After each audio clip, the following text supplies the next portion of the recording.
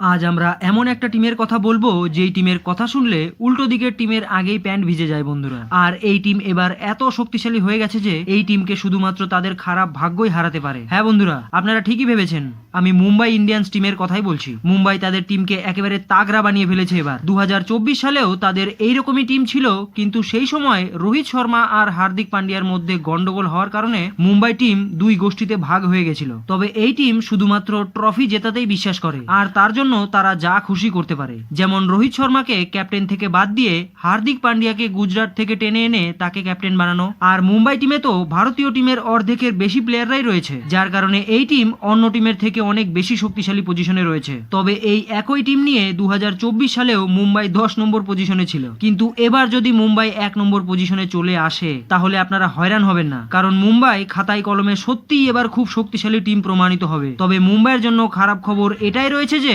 তাদের best bowler Jasprit Bumrah border Gavaskar ট্রফিতে চোটের পর এখনো ঠিক হয়ে টিমেই ফিরতে পারেনি। আর সূর্য কুমার যাদবের ফর্ম ভারতীয় টিমের ক্যাপ্টেন হওয়ার পর থেকে একেবারেই ডাউন চলছে। তাই এইরকম অবস্থায় যে মুম্বাই টিমের কি হবে সেটাই দেখার। তবে আপনাদের কি মনে হয় বন্ধুরা, মুম্বাই টিম কি এবার সেমিফাইনাল পর্যন্ত পৌঁছতে পারবে? নিচে কমেন্ট করে অবশ্যই জানাবেন।